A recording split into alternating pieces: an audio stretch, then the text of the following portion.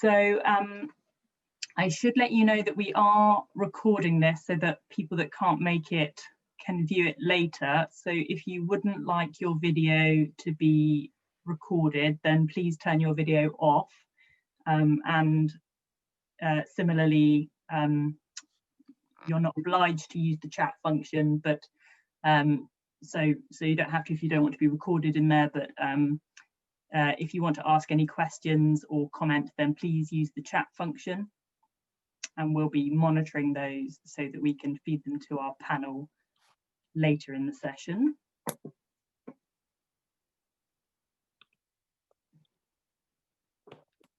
So just a few more people joining.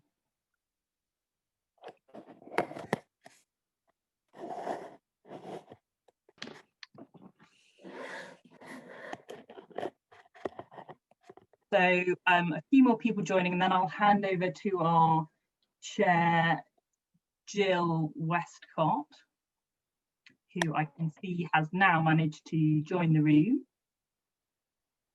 Right, hello. Hi, Gill. I was just doing a bit of housekeeping. Okay.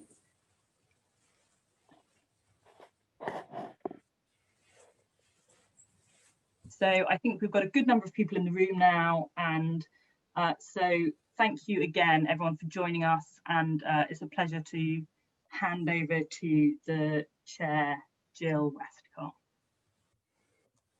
Hello, everybody. It's very good to see you, and on such a windy and rainy night, it's very nice not to have to go out to see you. So we're very much looking forward to tonight. My name's Gill Westcott, you heard. I'm co-chair of Transition Exeter and director of New Prosperity Devon, and a member of the Devon Net Zero Task Force. So first of all, I'm going to hand over to our speakers and panel members to introduce themselves. We'll then have a presentation followed by some keynote interviews, and finally with discussion. So I'll first hand over to my fellow task force member, Harry Bonnell, to introduce himself. Hi all, nice to be here. I work for Devon Communities Together, which works on a range of projects supporting communities across Devon. All kinds of things, including support for village halls and neighbourhood planning, amongst other things, and I sit on the Net Zero Task Force. Very happy to be here.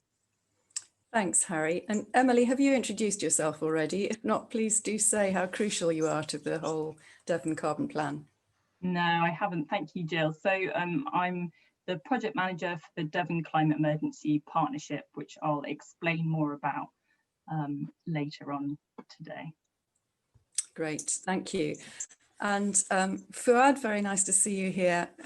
Would you please tell us a little about yourself?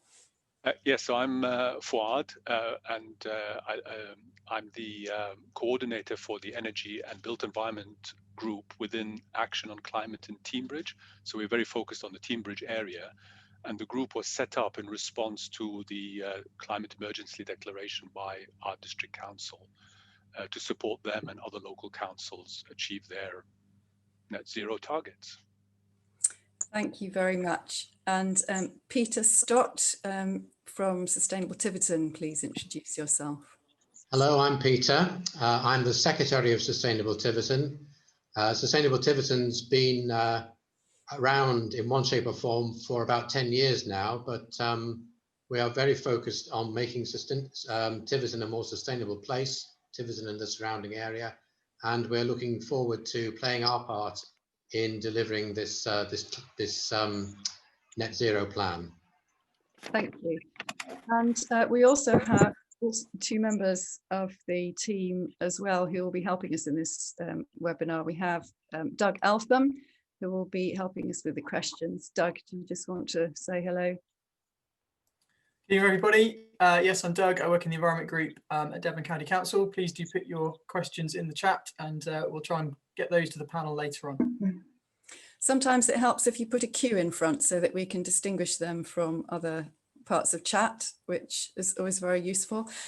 And I was also going to say that if you would like to introduce yourself in the chat, it's always great to know who's in the room, so please feel free to do that. And we also have Hannah Oliver with us, who is, Hannah, are you here? Yes. Would you like to introduce yourself? Hello everybody, I'm the communications lead for the Devon Climate Emergency project. Great, thank you very much. And I will now hand over to Emily to go the polls and tell us a little bit more about the structures of the plan.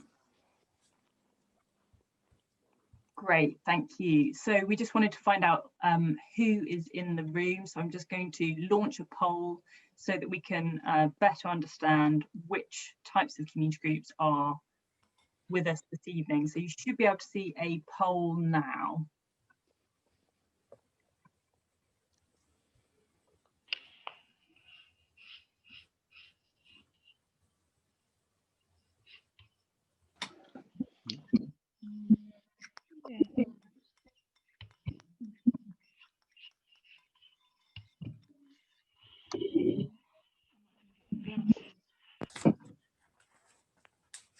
Great, so most of you have voted, but there's a few people who haven't, so place your votes, please.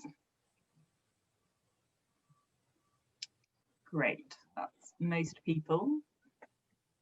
I'm going to end the polling. So you should now be able to see who we've got in the room. Unsurprisingly, we do have a lot of people representing dedicated environmental or climate action groups, so that's fantastic. That's 62% of those in the room. We've also got quite a few people from parish councils, which is also brilliant that you're able to join us tonight, and a lot of interested individuals, as well as faith groups and some activity clubs as well. So a good range of community groups with us this evening. That's brilliant.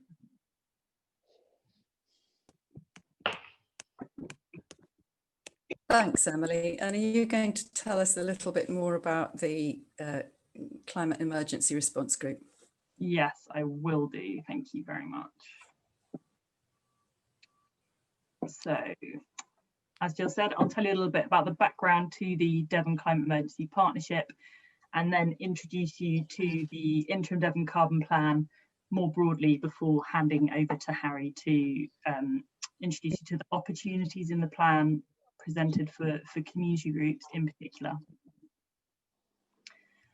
So the Devon Climate Emergency Partnership has an overarching goal of creating a resilient net zero carbon Devon where people and nature thrive.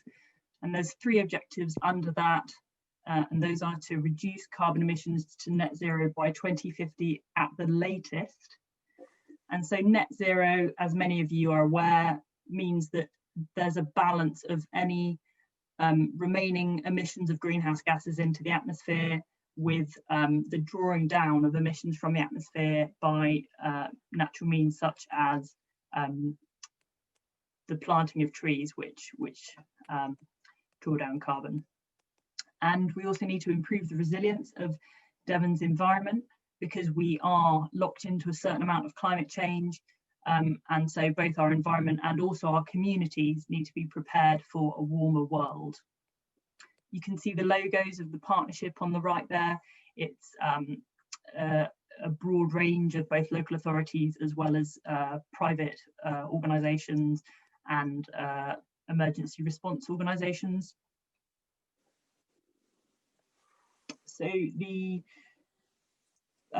partnership is managed by a number of working groups. The response group is really the strategy level setting group with CEO and director representation from the partners. The tactical group is a chance for knowledge sharing and project support with partner organisations offering staff to that group. And one of the first things they did was created a Devon Climate Declaration, which the partner organisations have endorsed, stating their commitments to tackle the climate emergency. And that declaration is available on our website. there's two work streams, the mitigation and adaptation. So mitigation, reducing emissions to net zero, and that's led by the Net Zero Task Force, of which there are 15 volunteers bringing a range of expertise, and that's chaired by Patrick Devine-Wright, who is not only professor at Exeter University, but also an author of the UN IPCC reports. And there's an adaptation stream, which is chaired by Helen Dobby from the Environment Agency, and that is working regionally with Cornwall and the Isles of Scilly to develop an adaptation plan, and that's known as the Climate Impacts Group. So the Interim Devon Carbon Plan, it's a plan for everyone in Devon. It's not a local authority plan. It is really bringing in the whole partnership. And there's been an evidence gathering phase prior to the drafting of the plan to try and get input as widely as possible. So there was a call for evidence and almost 900 submissions from the public to that, with suggestions of what ought to be in the plan, as well as a youth parliament event and thematic hearings, which were round table events, bringing expertise together. And so those have been drawn together into the draft interim Devon Carbon Plan that is now up for consultation. We had hoped to hold a citizens' assembly before publishing the plan for consultation, but obviously the pandemic made that problematic. So instead, the Interim Devon Carbon Plan signposts the issues that ought to receive more deliberation and discussion by a citizens' assembly that will happen later this year online. And then supplementary recommendations will be added to the Interim Devon Carbon Plan on the back of the Citizens' Assembly. So the plan describes what needs to be done to reach net zero, as I said, by 2050 at the latest, and it indicates the costs, opportunities and co-benefits of doing so. But it does also discuss the practical challenges of achieving net zero ahead of the national timetable. So for example, 2030 or 2040, and that's something specific that we do want to get your opinion on through the consultation. The plan is clear that we need further resources and policy to enable the achievement of the plan. We have tried to indicate the funding status of actions. Most do need new resources, but there are significant opportunities for individuals to redirect existing purchasing power.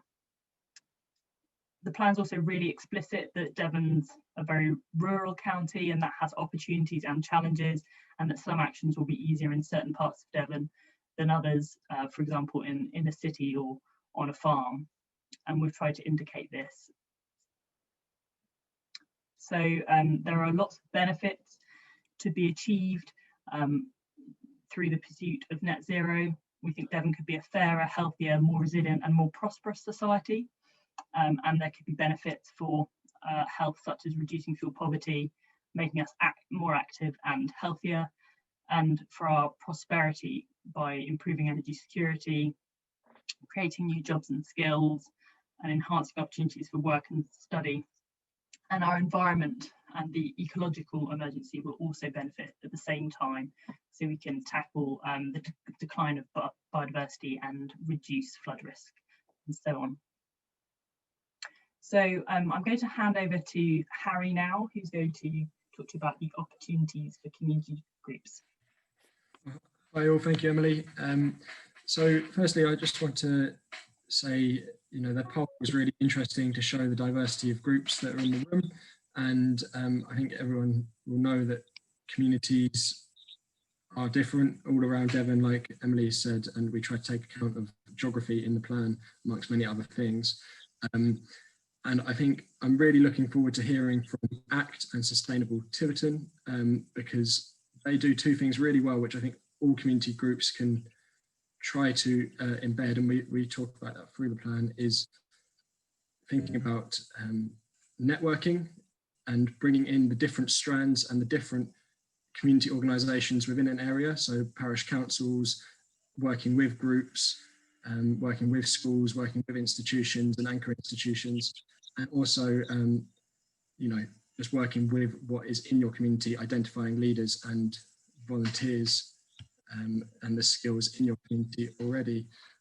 So you can see here, built environment, food, land and sea are two of the areas within the plan, but we talk about something that is really important within communities, and that is raising awareness.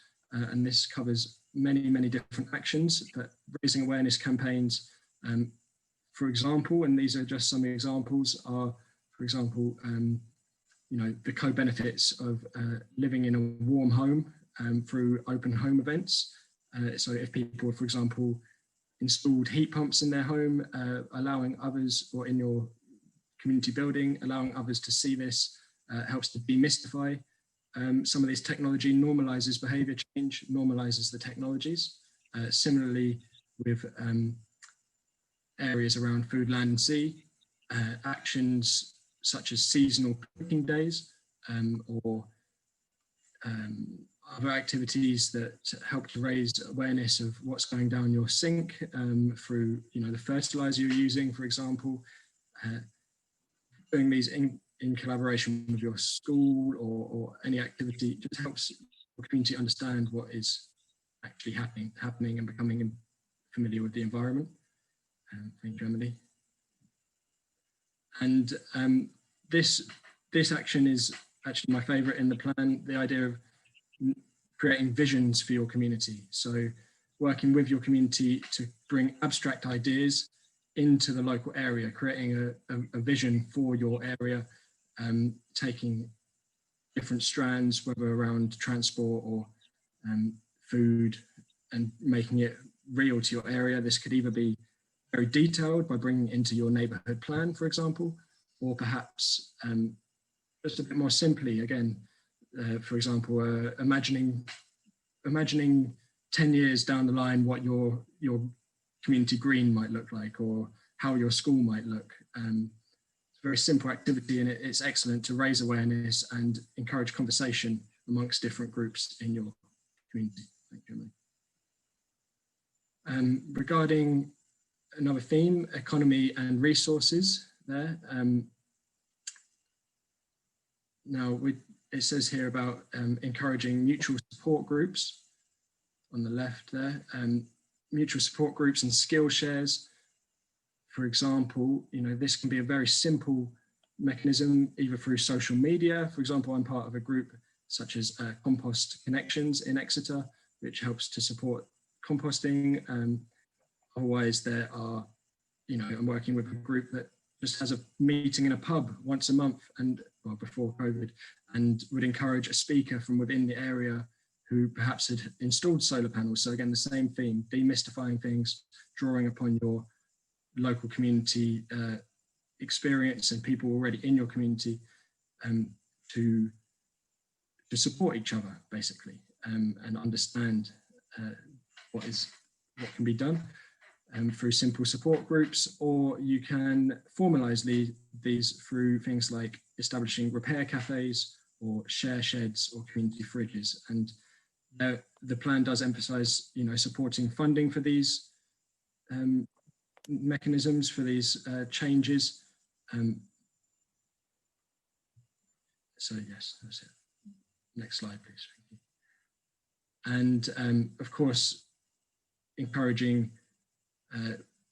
whilst encouraging the use of your expertise within your community, obviously there is a huge amount of expertise to be brought in, for example, by using community energy companies, and again, looking to the resources that we have on the Climate Emergency website and elsewhere to seek advice on skilled installers, skilled expertise and consultants on these measures. So striking that balance of using external expertise and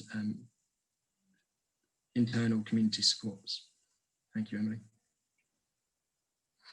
And regarding to community wealth building, now these plans here can sound a little bit intimidating, and I think it's where networking and working as a network within your community is essentially extra important for things like local infrastructure projects, such as bringing in shared electric car sharing points, working or community energy schemes. These can seem like quite large scale projects, but working as a network within your community, for example, collaborating between the parish council and a school or another site or a landowner to identify a site for an infrastructure project. Next slide, please. And here, so similarly for transport, transport ideally being manned by internally within your community. So we talk a lot in the plan about circular economy and circular resource use. So that includes keeping finances within your economy and skills within your within your community, skills within your community, and this might mean, you know, unviable community assets in a market perspective, such as community shops, which then, you know, have the knock-on co-benefits, because to make them viable, you need to have a strong volunteer base, again using the resources and the people and the skills within your community as the co-benefits of many co-benefits, such as experience, work experience for individuals, and similarly the volunteers necessary for a community car scheme or bus service. And again, these might sound like quite complex or quite difficult things to achieve, but there are external resources on the Devon Climate Emergency website as well as elsewhere to provide the technical and logistical knowledge to implement things like community shops or volunteer car schemes. So again, using that balance there. And similarly, you know, community-owned shared food processing facilities and supply chains, that could just be, you know, using local farmers and encouraging farmers markets to be more accessible within your area. As I say, each area is different. And then final slide, please, Emily. And just here, the plan emphasises support of local plans and support of neighbourhood plans. And you might already have a local plan or a neighbourhood plan, or if you are a community group, you know, your parish council might already have a local plan or a community plan, but it's emphasising the need for radical reductions, which perhaps your plan might not currently address. So it's encouraging people to go back to those plans and incorporate some of the ideas and examples that are named elsewhere in the plan. Thank you. Great, thank you, Harry. So those were just sort of some of the opportunities that the plan presents for community groups to help fulfil Devon's journey towards net zero. But obviously do dig into the plan and think for yourself what your community is drawn to act on. So I just wanted to say a little bit about the governance. So we are asking people through the consultation to identify if their group would be interested in helping to govern the implementation of the plan.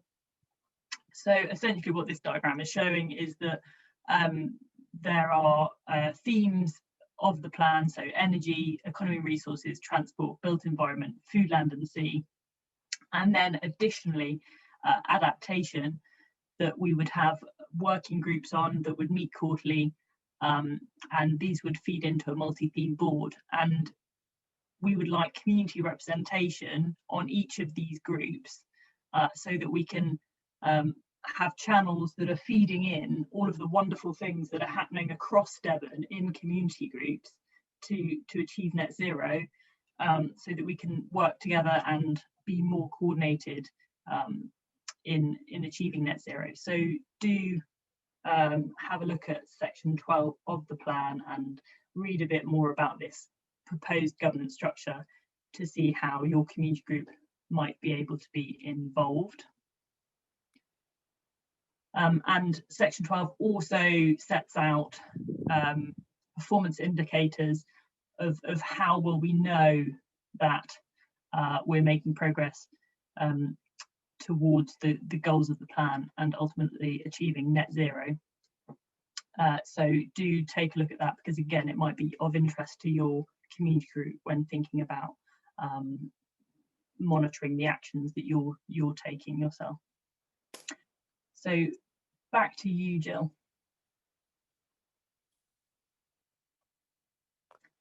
You're still muted, Gill. Thank you. If it's possible to stop slides at this moment, that would be helpful. Thanks. Then I can see the speakers. So this is an opportunity to hear a bit more from our speakers, and I'm going to start the first question to both of you, starting with Peter and then going to Fuad. I'd like it if you could please give us an indication of what you've been able to achieve in your local communities to respond to the climate emergency so far. So this might have been work over a long period of time, or things which you are now embarking on. So Peter, do you want to tell us a bit about Sustainable Crediton's achievements? Well, Sustainable Tiverton actually, Gill, Tiverson, but sorry, I beg your pardon. Yes. So Sustainable Tiverton started about 10 years ago, and I myself have only been involved for the last 12 months. But there have been a series of project groups, and the Sustainable Tiverton itself is really an umbrella organisation with quite a lot of community groups going on underneath that umbrella. Quite a lot of the activities are around the area of waste management and reuse. So we have a monthly cafe, or takeaway as it is now with COVID, event where surplus food is available for anybody to come and take. And we also have, when the library is open, a community fridge, again on the same principle of trying to avoid waste. Another group has been for some years now running a repair cafe from time to time in the town, which people can bring their broken domestic items along to get fixed and prevent the need for buying another one. We have an active tree team, which last winter managed to plant something over 3,000 trees in and around Tiverton. This winter, not so active for obvious reasons, but many of us are planting seeds and hoping to get seedlings ready for the next planting season. More recently, and during lockdown, we've been running a net zero schools art competition for local schools, in which young people have been invited to produce an artwork which demonstrates their view of what a net zero Tiverton might look like. And we have been delighted with the response to that. We've had over 100 entries, and we'll be announcing the prize winners fairly soon, and hopefully, when circumstances allow, organising an exhibition in the town so that we can attract more people to come and see these ideas and get engaged with the idea of a net zero Tiverton and what that might look like. And the final thing I just want to mention, which is a big project, which is in a fairly early stage, very early stage really, of development, is we're looking to create in the town a sustainable community hub. And what that would do is be a physical presence about the reality of climate change and inviting people to come and understand how they can contribute to meeting the challenge and build a more resilient and sustainable community for the future, as well as a home for local sustainable businesses wishing to start up, for advice and information services that want to have a local base in the town. Exeter Community Energy, for example, have already indicated an interest, and potentially a very wide range of other ideas that we're going to be talking to people about and developing over the next few months. So that gives a flavour of what we're about and what we hope to be about in the future. Thanks very much, Peter. And it's excellent to hear about the initiative, which is providing a community space in the centre of town. There's going to be a lot needed to revitalise our high street spaces.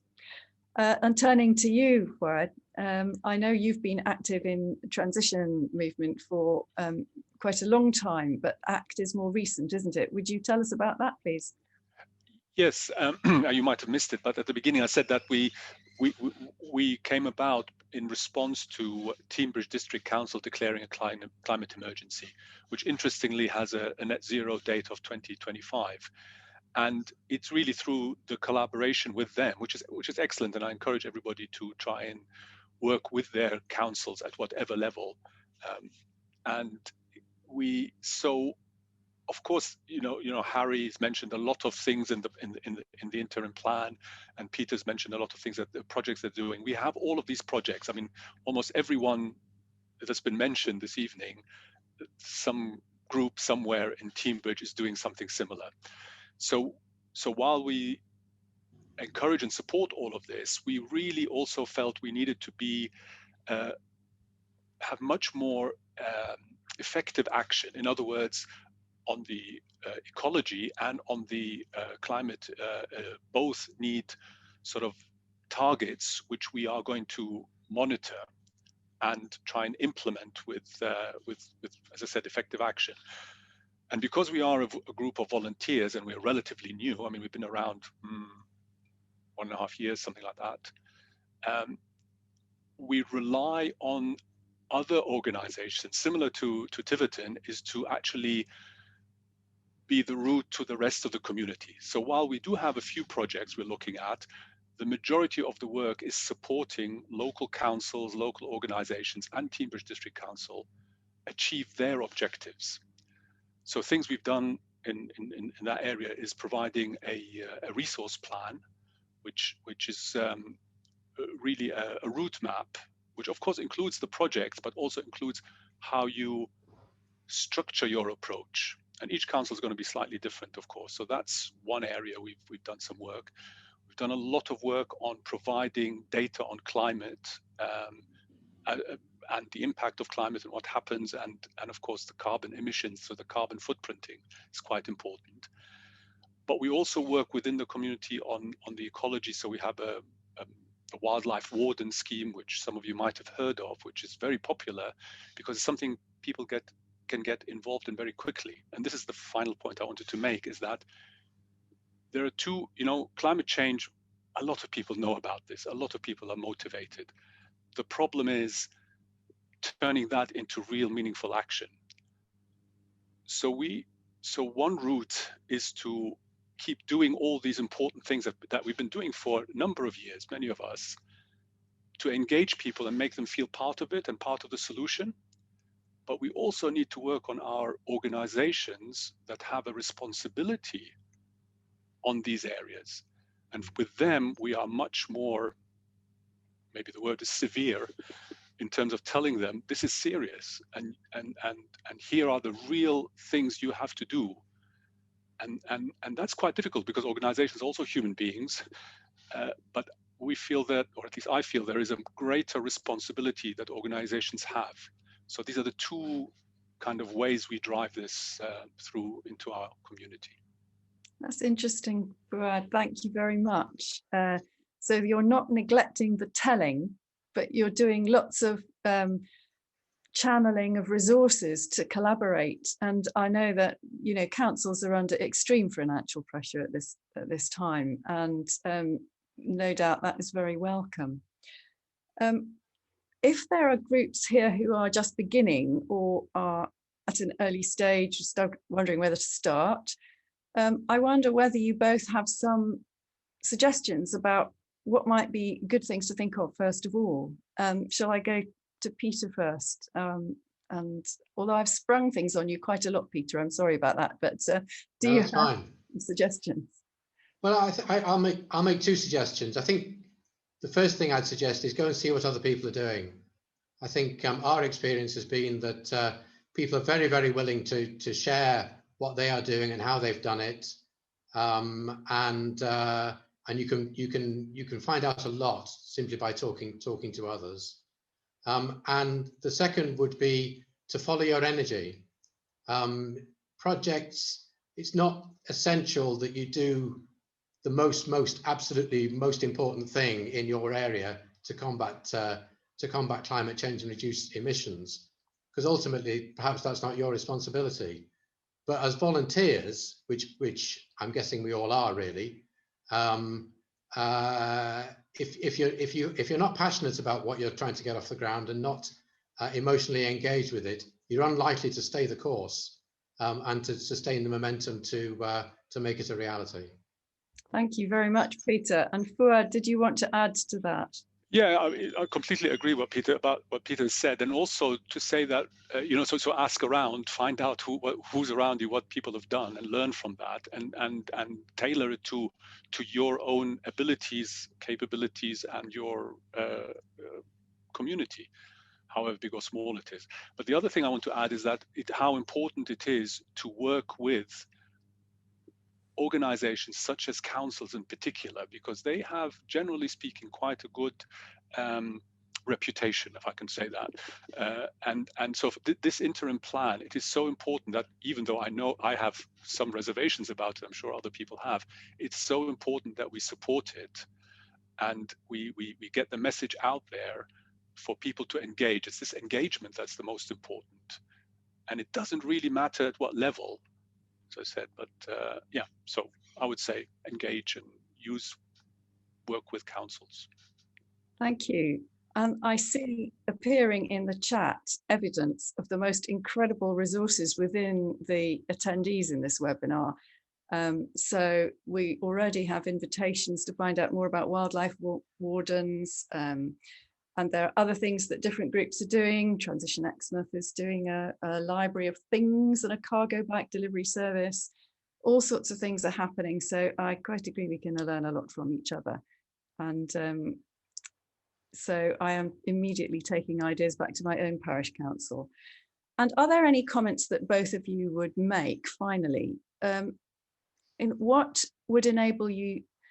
What are the factors that determine your effectiveness? Do you have enough support? Are there limiting factors in terms of numbers, money, or is it making the connections which is crucial to your success? Either of you feel free to comment on that. Go on, Peter, you go first. Okay, well, I think if we carried on doing what we're doing, I think probably we pretty much got what we need. But I think we're feeling the need now to really change gear, partly in response to this plan and partly in response to the deepening emergency. And that's going to require us finding access to resources that we haven't had before, in terms of expertise, in terms of the range of volunteers and the ability to encourage and support them, and in terms of money. And we're starting now to think about how we're going to access those different resources and what that might enable us to achieve. Okay, thank you, Fuad.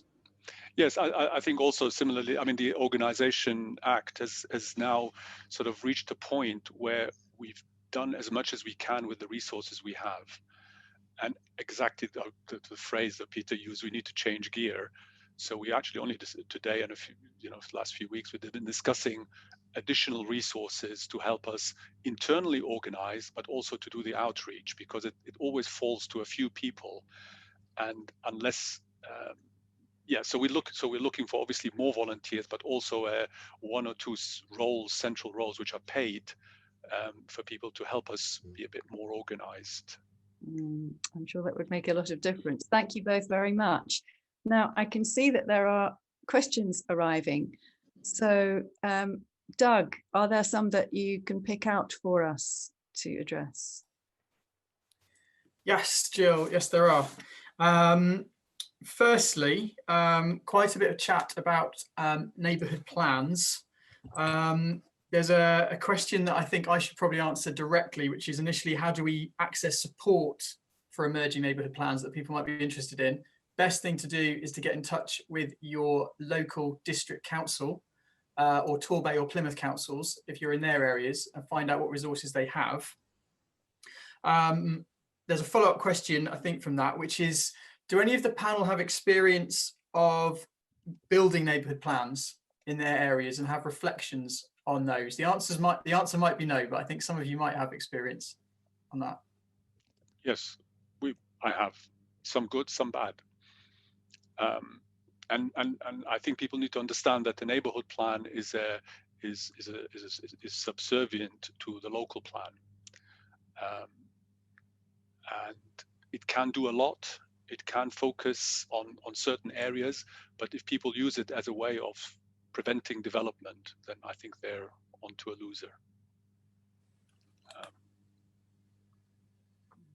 Okay, thank you, Fuad. Peter, would you like to come in on that one? Just briefly, I don't myself have personal experience, but Sustainable Tiverton has been very involved in helping develop the Tiverton neighbourhood plan. I can see Sally Chapman on the call. Sally, do you want to say a few words about that? Sorry to jump you in it.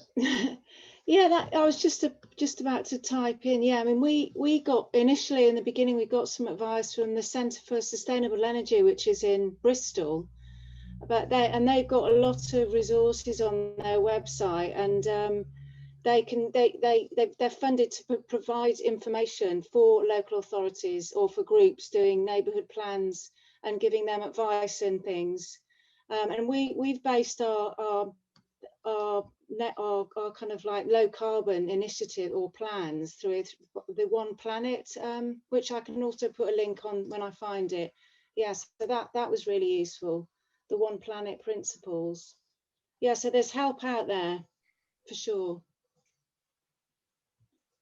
If I may, I think one thing that came out through the expert hearings and the thematic hearings, we had neighbourhood plan assessors feed into the development of the plan, and they pointed out that often communities are not ambitious enough with the neighbourhood plans.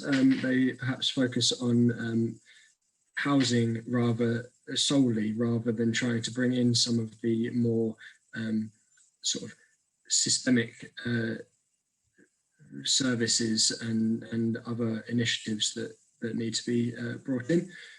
So I found that a very important learning. Be more ambitious, basically, if you can. Not easy. So, yeah. Okay, thank you, Harry. Okay, we have a further question about the extent of change that we might see in our communities.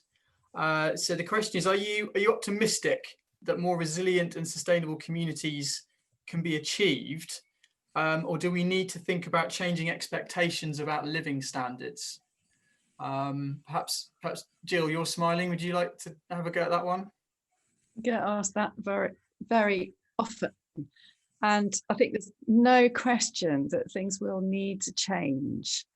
But I am very far from somebody who imagines us living in a way people might think of as hair shirts. There are different things that may be able to give us joy in the future than we have enjoyed in the past. And that means that those who speak about our wonderful bright new world with a Green New Deal, I think we also need to talk about the difficulties of change, about relinquishing, about support for groups who are disadvantaged by the transition to a greener society. So that is going to cost all of us if we're going to support people who are put out of work through our efforts to reduce emissions or through pandemics, indeed. But I think that the experience of the last year has shown us that people do care enormously about our neighbourhoods and the vitality of those neighbourhoods and for them to be able to support us. That there isn't a contradiction between environment and economy, because if our life support system fails, there's no economy. So we have to change, and if we don't, then we will suffer from growing social conflict and growing inequality, and possibly more pandemics as we use up our natural resources. So yes, we have to talk about this, and we have to talk about losses, but not without an awareness that there will be gains and that there's a potential for us to live in a life that can be more satisfying.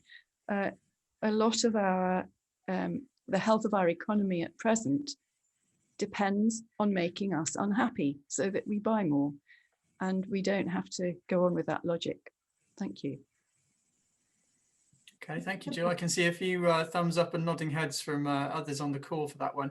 Fuad, Peter or Harry, would you like to come in on that at all? Go on. Sorry, Fuad. Go. Well, I was just going to say, yeah, I mean, I've noticed a big change in the last few years in terms of attitudes, and particularly amongst organizations of all sizes. And I think the understanding of the ecological and climate challenges we face is now very well understood. It's now just getting people to act upon it. And this is this behavioral change. And as Jill said, the fear of change is a big hurdle to overcome for a lot of people, and how to change, you know, and this is going to be our challenge, to support everyone towards something different. And I definitely think it's got to be better. It's going to be better.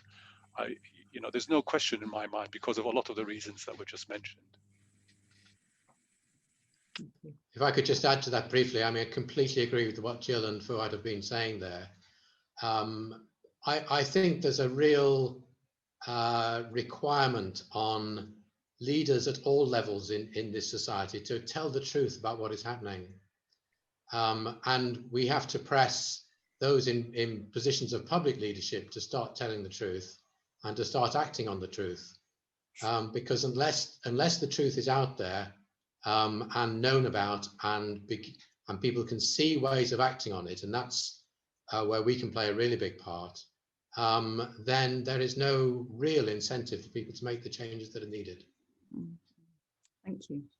I would just add that we have tried to put in the plan co-benefits, and there are many benefits that we've managed to identify throughout that will be achieved at the same time as achieving net zero. For example, savings to the NHS. So do check out the co-benefits sections. Harry, did you want to come on that one before we move on to another question? Thanks, Doug. Yeah, just a short one. I think all the way what you're saying, Fuad, about tipping points on behaviour change, I found it really interesting in developing the plan that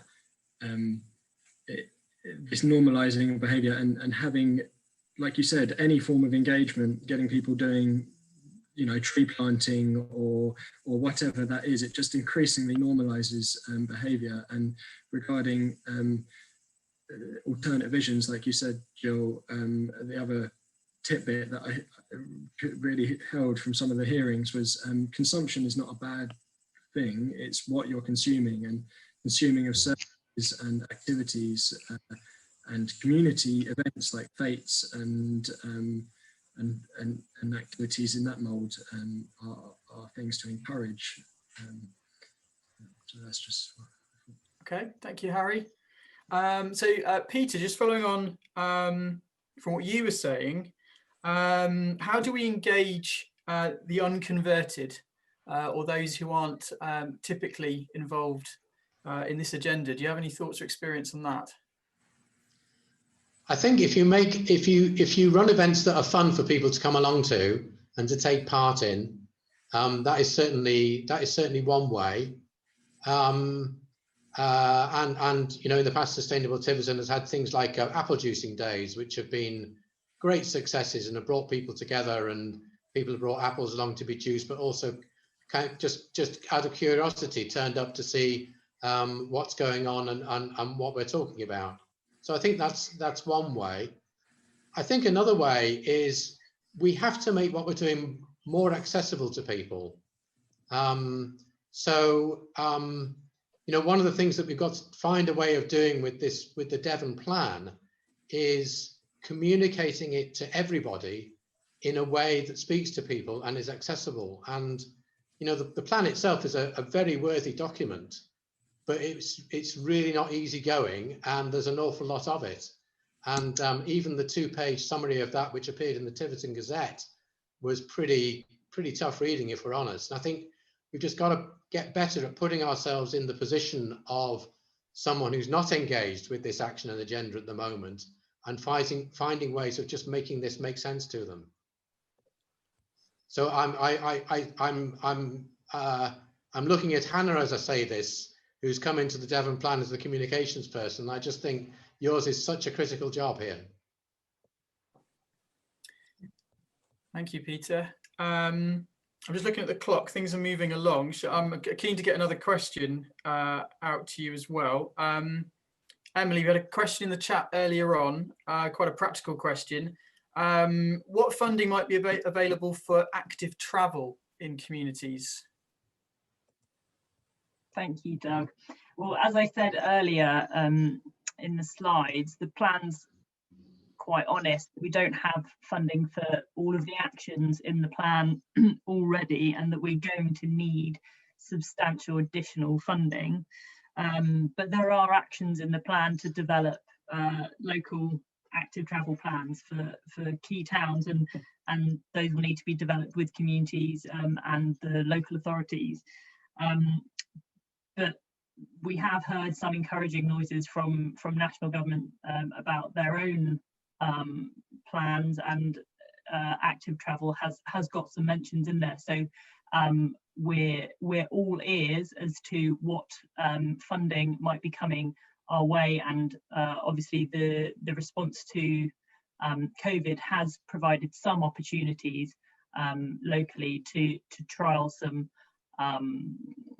provisions for active travel in some of our towns, but much more is going to be needed. So I think in the meantime, you know, there's lots we can be cracking on with in terms of encouraging people to build their confidence on bikes, or even understand how to fix the bike that is rusting in their shed, or discover a new walking route. So let's start with that and try and get some more funding. Okay, thank you, Emily. And then Gill, if I may, Fuad, very quickly, there's been some chat about what could communities be doing quite quickly, or where could they go to get some inspiration. Could you just say a few words about the Act on Teignbridge resource pack, which we've already linked to from the Devon Climate Emergency website? That's one place to find it. Yes, that's on our website, and contact us if you have any questions. I mean, simple as that. We're like somebody said, I can't remember whether Peter or said it, we're here to help and support, you know, the groups, everybody. So just look around, find the resource, and if you think it's interesting to you or you could use it and you want to know more about it, contact the people who produce it, and I'm sure most cases people will want to help. Okay, thanks, Brad. Gill, back to you. There are wonderful suggestions in the chat as well for websites, resources, events, and I think there are also some of those Facebook and websites have a lot of resources on them. So that's been tremendously inspiring. Thank you very much indeed. And I think there is something to say about our next stage. So we're really looking forward to hearing more from community groups, such as any that you may be involved in the consultation. I'm sorry if it is laborious, and we are of course open to that feedback. Thank you very much. But we hope that we do get more responses from it, even if it's only to one of the many subjects that are in the interim plan, so that we can make it as usable and vital as possible. I wonder whether there is a request for people to be able to communicate with each other after this event, and we will discuss that. I can't make any promises at the moment, but if there is any way that we can help networks to form, and I see that, you know, one or two groups, Lynn, Climate Action and other groups are wanting to do this, and we will discuss whether we can facilitate this. So it remains for me to say an enormous thank you to everybody who's taken part and contributed your enthusiasm and resources and questions. I'm particularly grateful to Emily for her continued full-time and wise work on the plan, and for Doug for his work with it, which antedates any of the rest of us. And to our speakers, Fuad and Peter, for telling us a great deal about how much is going on and how much we can learn from each other, and for the work that you're doing. And lastly, to Harry, who is with Devon Communities Together, and who has taken part with me and many other volunteers in working on the plan. So I hope there are moments of enjoyment for you in working with the plan too, and we look forward to being in touch with you again. Thank you very much. Great, thank you. We'll put the link to our website in the chat so that you can go and check out the plan if you haven't already, and also see the webinars that are coming up and